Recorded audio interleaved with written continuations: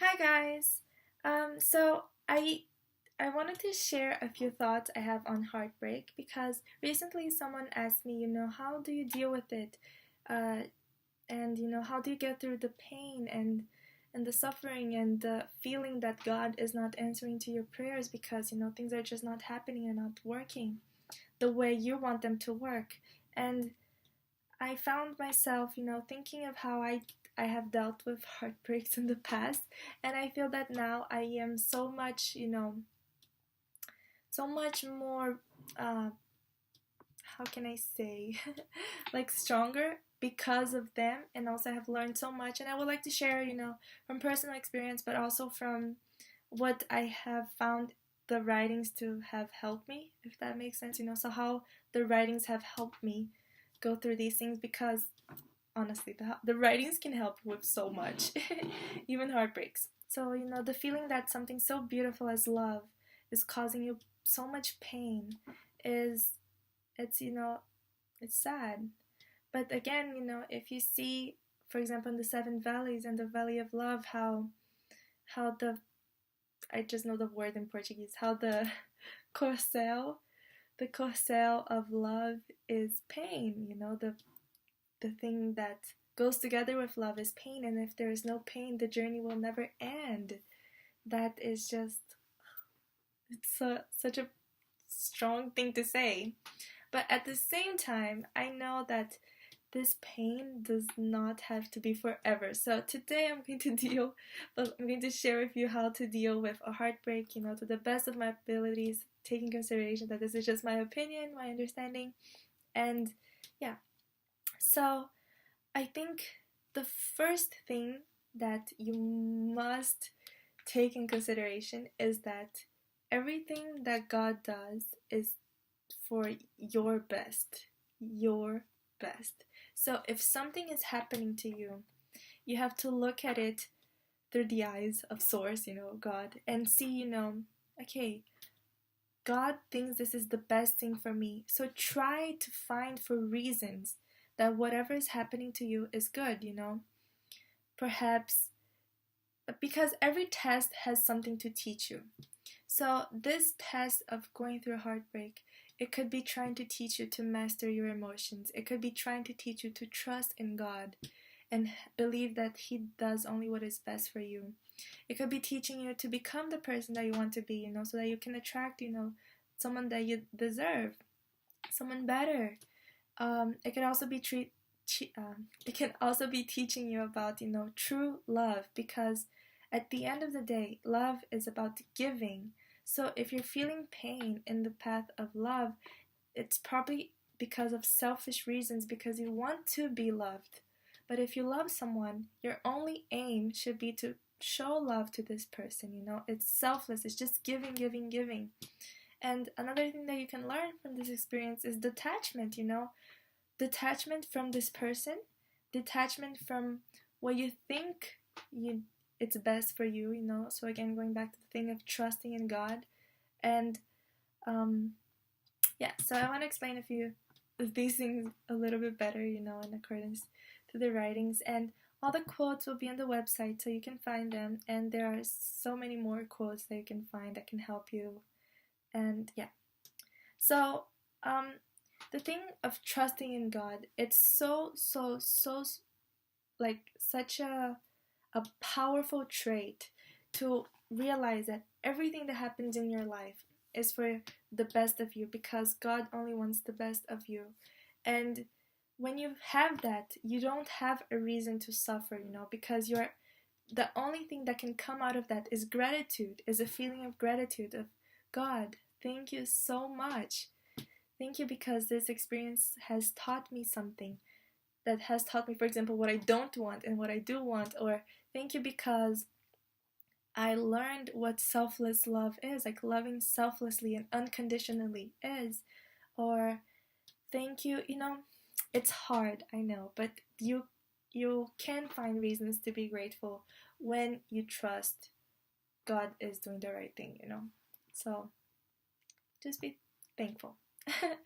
um Also, another thing that I would like to say is that when you're like going through a heartbreak, life just gets so depressing. It's like something it's taken away from you. And I think that a great quote for that is how Abdu'l-Baha says that we should not be a slave to our moods, but their master. And I think the word slave is exactly how we feel during a heartbreak. We feel slaved to the person and slave to the feeling of being depressed. And that's exactly what we should not do. We should be the master of our moods.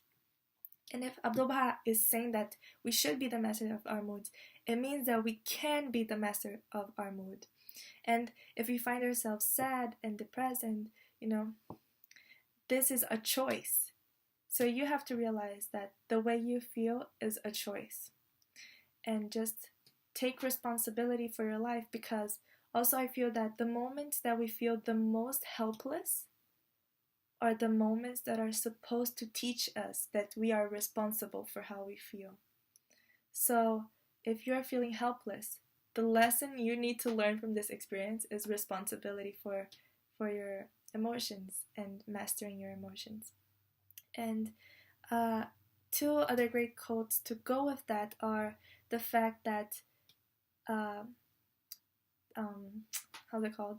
Joy comes from the world of the spirit, so the spiritual world can only bring us joy, and this material world can only bring us sadness, and our lower nature can only bring us sadness, and our higher nature can only bring us joy. So if you're feeling sad, you have to realize that this sadness is coming from your lower nature, and it is great if you can overcome it, because it means that you're succeeding over your ego. And again, I think heartbreak is so connected with ego because it is the feeling of loss. But you cannot lose anything if your love is pure, because if your love is pure, your only intention is to give. So when you feel a sense of loss, is because your intentions with this love was to receive. And because you're not receiving anything, you feel hurt, which shows you that this is not the ideal love, true love. And I think Abdu'l-Baha even says that love is so powerful that through the power of love, one is willing to sacrifice their own life. So, yeah, just to remind you that love is supposed to be selfless. Okay, the third thing that I want to say is to take, I already said this, but just to reinforce, is to take this test as a learning experience. And in the beginning I told you, there's so much you can learn from this experience. You can learn more about yourself, your personality, your needs, how you, what you want, what you don't want, what you don't accept, what you learn a lot about yourself. You learn a lot about the world. You learn that you have to master your emotions, trust in God, become the person you want to be. You know about true love, and you learn about detachment. There's so much that you can learn from this. So just be thankful. Another thing that I would like to say is that when we feel so attached to a person, that this feeling of loss, which we already talked about, is not a good feeling, because it's not a pure feeling. It's not coming from a pure place. But sometimes this feeling of loss can be destroyed the second we remember that God sufficeth all things above all things, and we don't need really anything else. I think in this society that we live in right now, we are conditioned to believe in this romantic Disney movie story, which I'm so guilty, because I love, these romantic things and how things are just supposed to be like a Hollywood movie, But we have to remember that we do not need any of that. This is not why we were created. This is not why God created us, This romantic relationship type of thing is more like, it's nice, it makes life pleasant, but it's not the purpose of our existence, and it's not our ambition in this world. It's not our purpose in this world. So if you feel like your life is over, you have to rethink that, because it's not how it works. God sufficeth all things above all things, and that's all we need. And I heard one time somebody saying, I think it was Nabil, the other guy that does YouTube videos, Nabilinho, that's I think his YouTube channel, I don't know. I heard him saying that when we feel needy, like this feeling of neediness, sometimes when you feel needy, especially girls, actually everyone, I don't know, this feeling of neediness, we assume it's for a person, but really what we're actually really needing, like what our soul is craving, and we don't understand, we don't take time to actually listen to what our soul wants. Like this neediness is a neediness for God, for more interaction with God, with more, proximity to God. And we put it in other people. We feel like we need other people to satisfy this neediness that we're having inside, this emptiness. But in reality, that emptiness is because we're so disconnected with our true, pure spiritual selves, our spiritual reality. So just wanted to share that because I thought that was amazing. And yeah, another thing that I would like to say is that we are responsible for how we feel, but we are also responsible for our life. So when we feel like our life has gotten out of our control, the things that happen to us have become out of our control, that is a wake-up call telling you regain control of your life experience, and yeah, so I think it's great, heartbreaks are great because they increase of our awareness of what has to be changed and what has to be improved. Another thing that I would like to say is what Abdullah says is that everything shall pass, good things pass, bad things pass. And I feel that when we lose someone, we feel like our whole life is over and we don't have any more reason to be happy. But we forget as well that when we are with that person, it's not always like 100% smiles and happiness, this happiness thing, it's so relative and it's so fragile and vulnerable because it's really depending on something not pure, and then again, like the true happiness that we should be striving for is the spiritual happiness, which is sustainable and everlasting and it doesn't fluctuate, so yeah, after the storm always comes the sun. But the true power is to feel happy during the storm, to feel grateful during the storm as well, is to feel okay with the storm, because if we are, there will always be storm and there will always be sun. They will always go, they will always be, one after the other. And if we are expecting how we feel to be related to how the things external to us are happening, we will never find the true happiness which we want, which in reality, when we're going through a heartbreak, the thing that we want the most is to feel good again. It's not even that person, it's just a feeling of feeling good. And you should not expect someone outside of yourself to give you that feeling of feeling good, you should expect for it to come from inside. And when I say from inside, not only just from yourself, but from the spirit within you, your soul and its connection to God. So yourself and also God. So that's where we should be trying to get our energy from, our happiness from, our balance, our, how's it called, our ground, that's where our ground should be. Okay. Oh god, I'm saying these things as if it was easy, but it is a very intense process of getting to a realization that that's how it's supposed to be. I mean, at least that's how I feel it should be, everybody has their own understanding, but this is what has helped me, Okay, so a few more things is that, okay, so the last thing that I want to say is just reminding you, I think this is such a powerful advice. It's so strong, and I read this quote so much and I share it with people so much that sometimes I even take it for granted, but it's such a strong powerful medicine, this quote. And it's the same quote of like, do not be a slave of your mood but your master. And if you cannot find comfort even in prayer, then immediately go and help someone that is suffering more than you. It's so powerful. It's the essence of selflessness. And by this act of being selfless and forgetting completely about you, you forget yourself completely. You're like, okay, I feel terrible, but I'm going to do something good for someone else that's feeling even more terrible than me. And once you see, it's just so powerful because you end up helping that person, but that person ends up helping you the most because it gives you a completely different perspective in life. It takes you out of the victim mentality and it puts you in the leadership, service, selfless mentality. It's just so amazing. It's so powerful. So if you are going through heartbreak, honestly, and even like all this that I said is not helping, take the advice of Abdu'l-Baha. Abdu'l-Baha knows best. Go help someone that is really going through things, and it's not just something like you go like, oh yeah, I'm gonna help someone.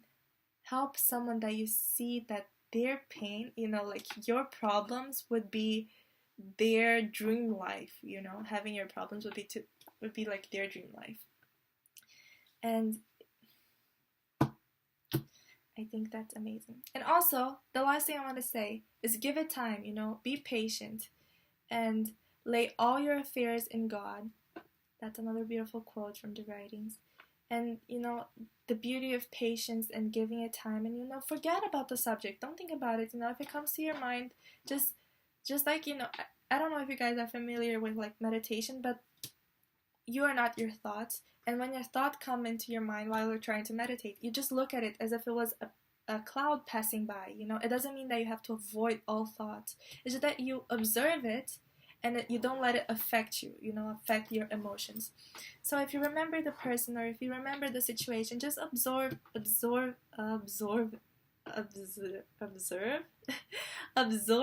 it and don't let it affect you. See it like, if there's any useful thing that you can do with that thought. If not, let it go.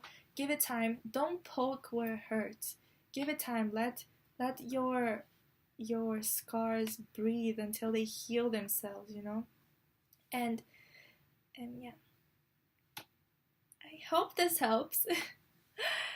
I really hope this helps because I feel that the power of the writings, and as you can see in the quotes that are here, and you can find like more quotes in books and online, and I'm gonna put all of them in the website. So it's just when you actually take time to read the writings and apply it to your life, you really don't have that sense of helplessness because you see exactly what you have to do.